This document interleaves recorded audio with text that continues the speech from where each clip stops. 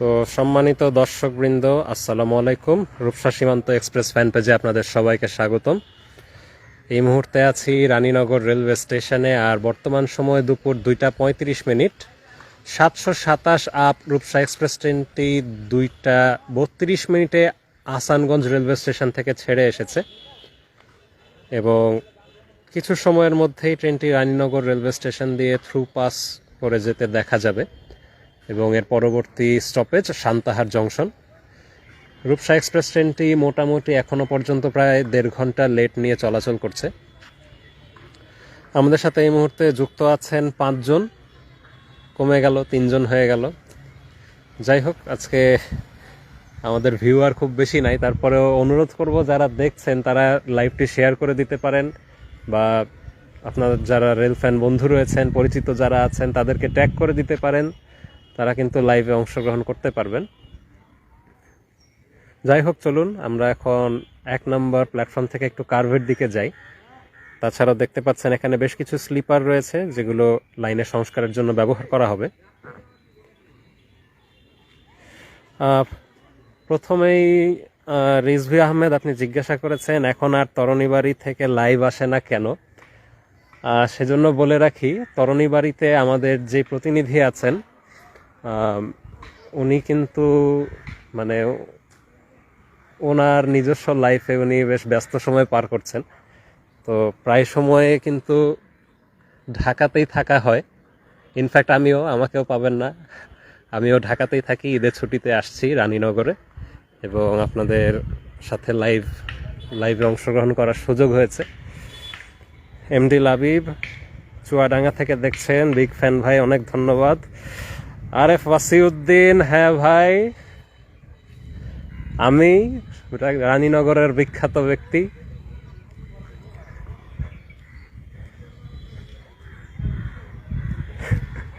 যাই হোক, ধীরে ধীরে যাচ্ছি। এই মুহূর্তে আমাদের সাথে যুক্ত আছেন 24 জন।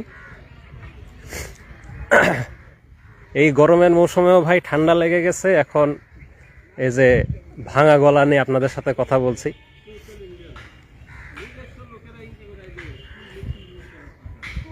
আমাদের সামনে রয়েছে রানীনগরের আরেকজন বিখ্যাত মানুষ, আল সাদিক। ভিডিও নিয়েও ভালো করে ভাই।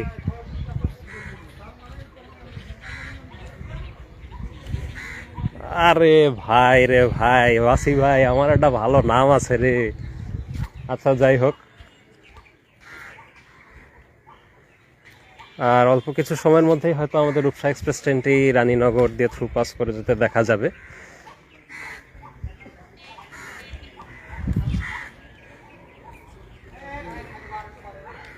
রানীনগর রেলওয়ে স্টেশনে আমি এবার এসে মোটামুটি বিস্মিত হয়েছি।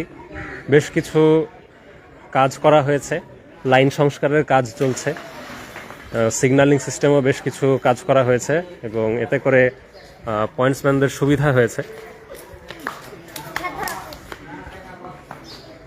স্টেশন বিল্ডিংয়েও কাজ করা হয়েছে। থাকো। এই মুহূর্তে আপনারা দেখতে পাচ্ছেন রানীনগরের সবথেকে সুন্দর প্লেস বলা চলে রানীনগর কার্ভের নাম্বার 21 এবং এখানে ম্যাক্স স্পিড 95 কিলোমিটার প্রতি ঘন্টা।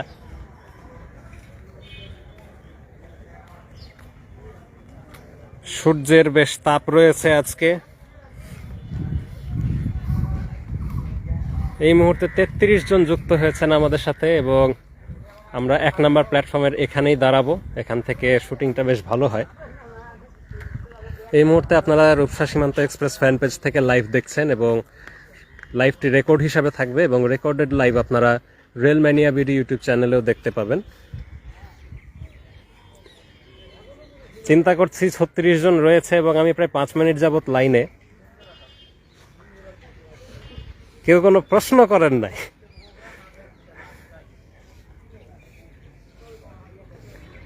তবে আসলে প্রশ্ন না থাকারই কথা, কারণ গতকালকে রাতে সৈয়দপুর থেকে আমাদের যে প্রতিনিধি যুক্ত হয়েছিলেন উনি ম্যাক্সিমাম প্রশ্নের উত্তর কিন্তু দিয়ে দিয়েছেন আশা করি। তারপরেও একটু বলে রাখি, আজকে ঈদের আগের দিন, আজকে 10 তারিখ, আগামীকাল ঈদ উল ফিতর 11 তারিখ ইনশাল্লাহ। তো সেই ক্ষেত্রে আজকে যে রূপসা যাচ্ছে দেন মনে করেন আগামীকালকে তো কোনো ট্রেন চলবে না, রূপসা সীমান্ত কোনোটাই চলবে না। তারপরের দিন একবারে অর্থাৎ 12 তারিখ রাতে খুলনা থেকে এবং চিলাহাটি থেকে একসাথে সীমান্ত এক্সপ্রেস ট্রেন ছেড়ে আসবে এবং একে অপরের স্থানে পৌঁছানোর পরে রূপসা নাম ধারণ করে 13 তারিখে কিন্তু আপ এবং ডাউনে রূপসা এক্সপ্রেস ট্রেনটি ছেড়ে আসবে এবং এভাবে কন্টিনিউ হবে। ঈদের পরবর্তী সময়ে রূপসা এবং সীমান্ত এক্সপ্রেস ট্রেনের ছুটি বাতিল করা হয়েছে কিনা এটা নিয়ে আমার আইডিয়া নাই।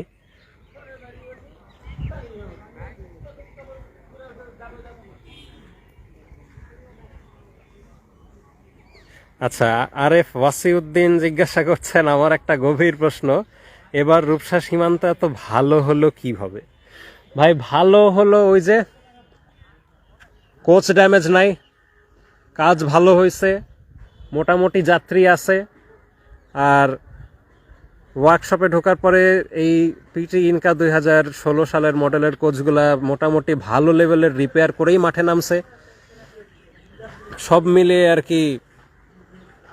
মিলিয়ে আর কি বলা যায় যে এবার রূপসার পারফরমেন্স অনেক ভালো থাকছে। শুধু রূপসা না, ইনফ্যাক্ট প্রায় সব ট্রেনেরই কিন্তু পারফরমেন্স মোটামুটি ভালো বলা চলে। গতকালকে প্রচণ্ড যাত্রী চাপ থাকার পরেও আজকে উত্তরের মাত্র 3টা ট্রেন 1.5 ঘন্টা থেকে মাত্র 2 ঘন্টা লেটে চলাচল করছে। লালমনি এক্সপ্রেস 2 ঘন্টা লেটে রয়েছে, ডাউন রূপসা তো একদম রাইট টাইমে ছিল, আপ নীলসাগর গেল একটু আগেই, মোটামুটি ভালো টাইমিং, 2 ঘন্টা মতো লেট। ঈদের সময় 1.5 ঘন্টা 2 ঘন্টা লেট থাকাটাকে মোটামুটি বলতে পারি আগের থেকে অনেকখানি ইমপ্রুভ হয়েছে। এমডি মমিনুর রহমান বলছেন যে 13 তারিখ, আচ্ছা 13 তারিখ চিলাহাটিগামী রূপসা কি রাইট টাইম থাকবে কিনা? ভাই 13 তারিখের কথা এখন কিভাবে বলি?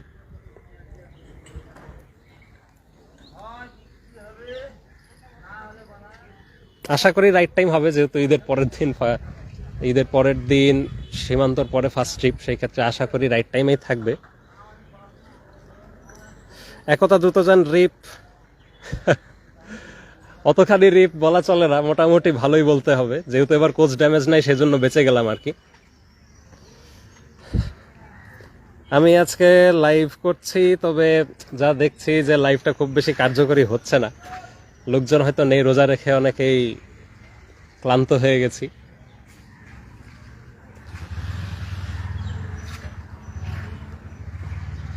আপনাদেরকে হালকা একটু জুম করে দেখানোর চেষ্টা করি। ক্যামেরাও তো ভালো না ভাই, কেউ কিছু মনে করেন না। মিজান হোসেন বলছেন রূপসা চকের ব্রিজে এখন, ভাই একদম ঠিক ধরেছেন। 258 নম্বর রেল ব্রিজ, অর্থাৎ রানীনগর আপ হোম সিগন্যালের ওই পারে ট্রেনটা এখন ওখানেই রয়েছে এবং রানীনগর রেলওয়ে স্টেশনের রেল গেটটা কিন্তু বন্ধ করে দেওয়া হলো।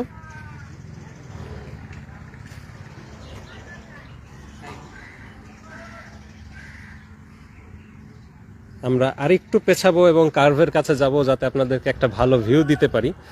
ট্রেন কখন আসবে ভাই? আর অল্প একটু সময়, আমি এখান থেকে দেখতে পাচ্ছি ট্রেনটা 2 মিনিটের মধ্যে আপনাদেরকে দেখাতে পারবো। ট্রেনটা প্রবেশ করছে রানীনগর রেলওয়ে স্টেশনে, হোম সিগন্যাল পার হয়ে আসছে। ঈশ্বরদীর ওই পারে 65-40 ছিল, এরপরে কি আছে লোকোমোটিভ আমি জানি না, তবে মনে হচ্ছে WDM 3D রয়েছে, বাংলাদেশের বিশিষ্ট তেলখোর ইঞ্জিন বলতে পারি আমরা। এত পরিমাণে তেল খায়, স্পিড তুলে ভালো, কিন্তু প্রচণ্ড পরিমাণে তেল খায়। সেক্ষেত্রে আমেরিকা থেকে আমদানি করা যে GT42 ACL ব্রডগেজ EMD ইঞ্জিনগুলো রয়েছে, সেগুলো কিন্তু প্রায় অর্ধেক তেল খায় বললেই চলে। এখন মোটামুটি এখান থেকে একটু দেখতে পাচ্ছি WDM 3D আছে, মনে হচ্ছে 65-42, কারণ হুইসেল অন্য কথা বলে।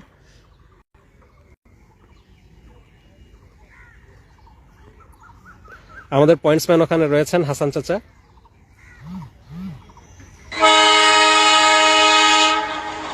এটা আমার মেসেজের রিংটোন ছিল। WDM 3D ইঞ্জিন আছে।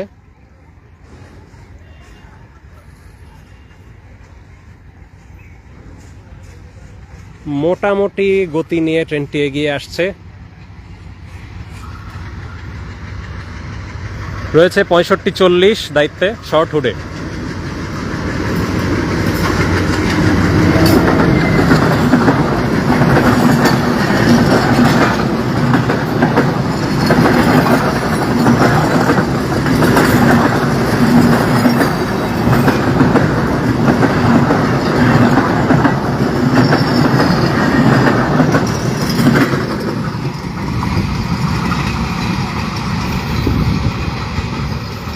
দেখলেন 727 রূপসা এক্সপ্রেস ট্রেনটি রানীনগর রেলওয়ে স্টেশন অতিক্রম করে গেল।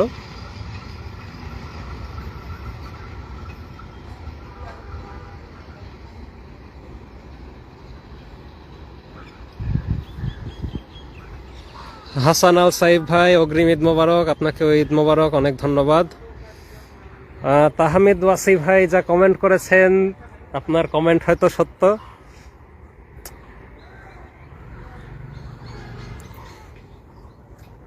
যে কোনো দরকারেই 65-40 আসলে বলতে গেলে নির্দিষ্ট কয়েকটি ইঞ্জিন, যেমন ধরেন 65-40, 65-41, তারপর 65-44, 65-49, 65-50, এই নির্দিষ্ট কয়েকটা ইঞ্জিন কিন্তু প্যাসেঞ্জারে খুব বেশি দেখা যায়।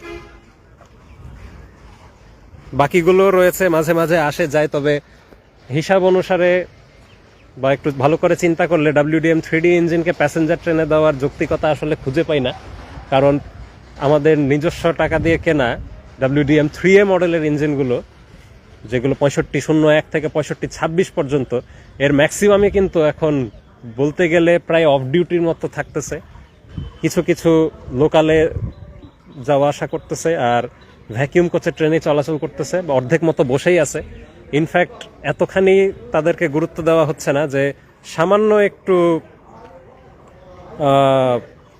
কি বলবো, মানে প্রবলেম হওয়ার কারণে সেটা যখন কেলোকাতে ঢুকছে, তো বাংলাদেশের কেন্দ্রীয় লোকোমোটিভ কারখানা থেকে ঠিক হয়ে বের হওয়ার পরে কিছুক্ষণ ডিউটি করেই যখন প্রথমবার কিছু সমস্যা দেখা গেল, এরপর সেগুলো ঠিক না করে বরং শিডিউলে আবার রেখে দেওয়া হয়েছে যে ভবিষ্যতে ঠিক করবে।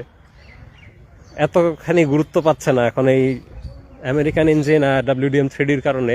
3A, তারপরে 64 সিরিজের ইঞ্জিন, এগুলো একেবারেই গুরুত্ব পাচ্ছে না। তো আসলে এই বিষয়গুলো একটু দেখতে হবে। উবায়দা ভাই, আপনি তো কমেন্ট করে একদম খেয়ে ফেলছেন ভাই। হ্যাঁ ভাই, train journey best. Train journey অবশ্যই বেস্ট বলবো, কারণ ট্রেন জার্নি আর যাই হোক জার্নিটা গায়ে লাগে না, বাট বাসে বা অন্য কোনো মাধ্যমে গেলে আপনার জার্নিটা ফিল হবে। ইনফ্যাক্ট এবার আমি ট্রেনের টিকিট না পেয়ে নিজে বাসে আসছি, এবং বাসে আসার পর আমি 2 দিন ঘুমাইছি, আর কিছু করতে পারি নাই। এবং আবার বাসে যাব, বাসে যাওয়ার পরের দিনই প্রেজেন্টেশন ভাবতেছি, প্রেজেন্টেশন দিতে দিতেই না ঘুমায় যাই।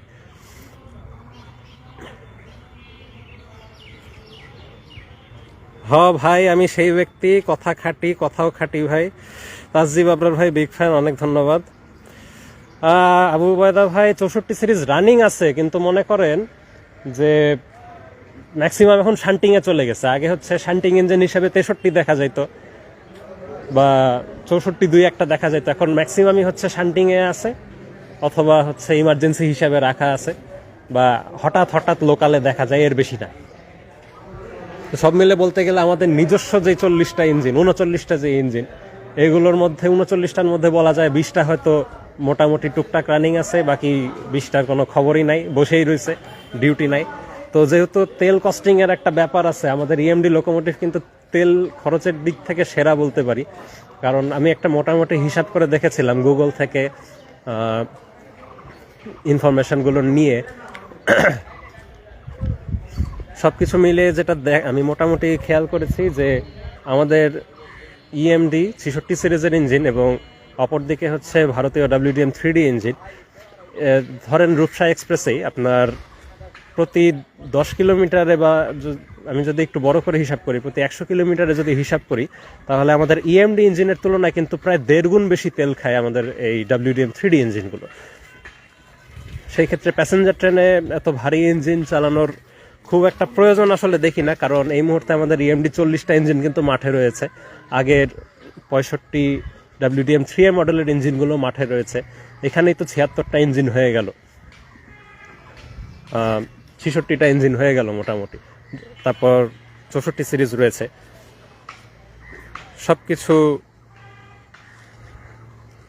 সবকিছু মিলে কিন্তু আমরা ওগুলোকে ব্যবহার করতে পারি।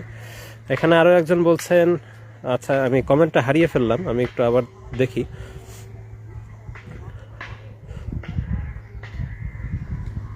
আচ্ছা ভাইয়া, রূপসা সান্তাহার থেকে, আমি জানি না আমার ফোনে হয়তো সমস্যা হচ্ছে, কমেন্টগুলো বারবার চলে যাচ্ছে। সান্তাহার থেকে দর্শনা টিকিট পাওয়া যায় না কেন, একটু জানাবেন দয়া করে। আপ ডাউন কোনোটাই ভাই, টিকিট যতখানি বরাদ্দ থাকে সেটা শেষ হয়ে যাওয়ার পর তো আর টিকিট পাবেন না, এটাই স্বাভাবিক।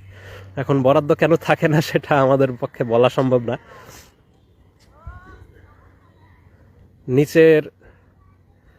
নিচের কমেন্টগুলো আমি উপরে নিয়ে আসতে পারছি না, অনেকে অনেক কিছু প্রশ্ন করেছেন, আমি দেখতেই পাচ্ছি না, এটা খুবই বিশ্রী লাগছে। আমি এক ঝলক দেখেছিলাম, এই যে কে জানি, এই যে মিস্টার সৈকত, আপনি বলছেন ভাই রানীনগরে নাকি ছাদ থেকে পড়ে মানুষ মারা গিয়েছে। না ভাই, এরকম হয়নি, এটা খুব সম্ভবত বগুড়াতে হয়েছিল, আমি সঠিক জানা নেই। বাট 751 আপ লালমনি এক্সপ্রেসের ছাদ থেকে একজন পড়ে মারা গেছেন। এটা অন্য কোথাও, রানীনগরে এমন কোনো ঘটনা ঘটেনি।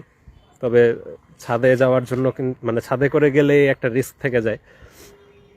সবাই সাবধানে থাকবেন, রিস্ক নিয়ে ভ্রমণ করার প্রয়োজন নাই। দেরিতে পৌঁছান তাও পৌঁছান, না পৌঁছানোর থেকে দেরিতে পৌঁছানোই ভালো। ভাই ঈদের পর কি ভিড় হবে 13 তারিখে? ভাই অবশ্যই 13 তারিখে ভিড় হবে, আপনাকে সেই প্রস্তুতি নিয়ে থাকতে হবে। আপনার লাগেজ বেশি হলে আমি বলবো আপনি অন্য ট্রান্সপোর্টের ব্যবস্থা করেন, কারণ একটার বেশি 2টা লাগেজ নিয়ে ট্রেনে, এই ঈদের সময় ট্রেনে ভ্রমণ করাটা মোটামুটি অসাধ্য সাধনের মতোই বলা চলে।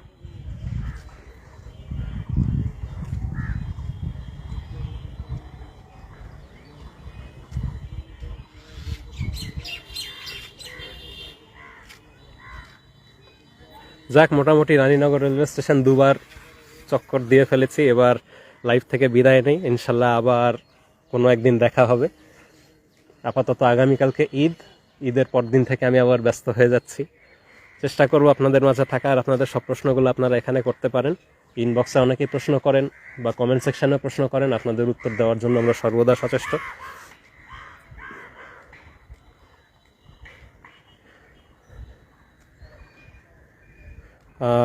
এমডি জানা আলম সর্দার, আচ্ছা আপনি বলছেন রানীনগরে ঘটেছে। ভাই ঘটনা 4 বছর আগে। ভাই রানীনগরে অ্যাক্সিডেন্ট অনেক কিছুই ঘটছে, ছাদ থেকে পড়েও হয়েছে, ট্রেনের নিচে পড়েও হয়েছে, অনেক কিছুই হয়েছে। অনেক জায়গাতেই অ্যাক্সিডেন্ট হয়, অসাবধানতার জন্যই হয়। তাই সবাইকে একটু সাবধান থাকার অনুরোধ জানাচ্ছি আর কি। অগ্রিম ঈদ মোবারক ভাই, অনেক ধন্যবাদ। এখন আমাদের সাথে 26 জন আছেন। আজকে সর্বোচ্চ ভিউয়ার পাইলাম মাত্র 53 জন, এটা এক্সপেক্ট করি নাই। যাই হোক, অসংখ্য ধন্যবাদ আমাদের সাথে থাকার জন্য। আজকে এ পর্যন্তই, সবাই ভালো থাকবেন। আসসালামু আলাইকুম।